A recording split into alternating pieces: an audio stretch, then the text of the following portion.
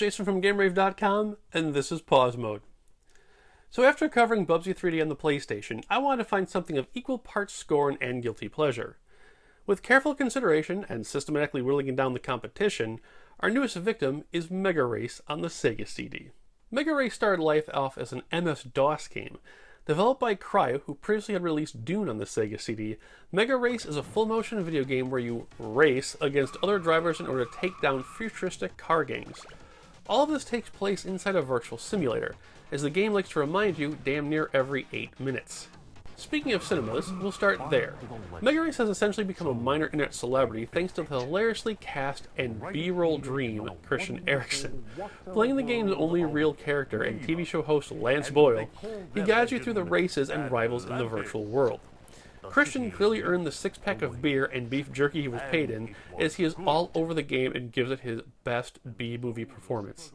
Boasting 20 minutes of just his stuff, 8 of those minutes happen before you can even get to the first in-game selection. He's like if Three's Company's Mr. Roper was combined with Bruce Campbell's real-life clothing. One of the nice little touches is that if you sit too long at the selection screen, Lance pops up letting you know that you have an audience waiting and you need to hurry up. Eyeballs and everything.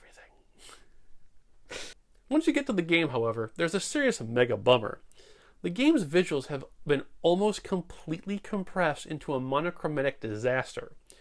While this isn't that obvious in the first stage, the second stage shows its true colors, literally. The visuals have been reduced to an almost Virtual Boy level of coloring. Whole colors are missing from the conversion, which is then doubly garish when the cars are overlaid onto the video. The contrasting bright colors of the cars and their matching dashboard, when placed over the black and purple levels, make it look like a color form set gone horribly awry.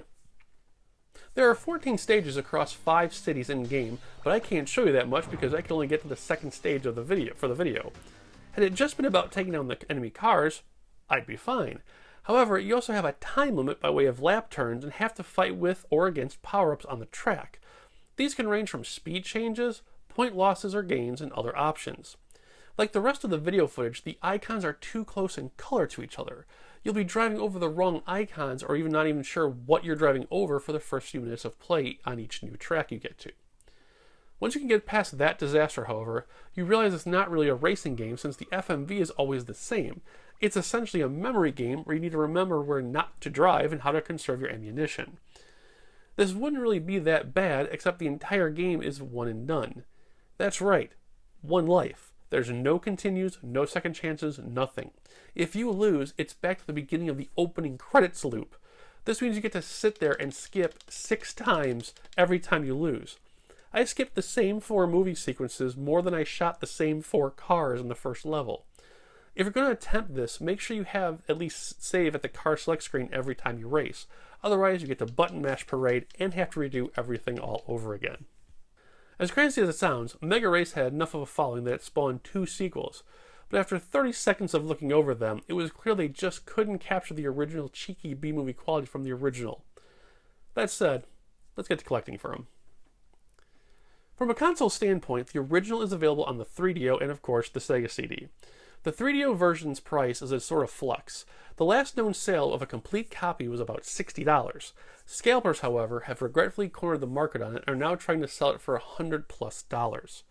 From one gamer and collector to another, if you spend that much on this game, you are insane and I will find you. Our Sega CD version thankfully is about half that, averaging at $30, which makes sense because it has half the fucking colors. For PC users, you guys actually have an easy out. Head over to GOG.com and for a measly $12, you can snag all 3 games in 2 downloads. There are far worse things to spend $12 on, but this purchase really depends on your guilty pleasure needs.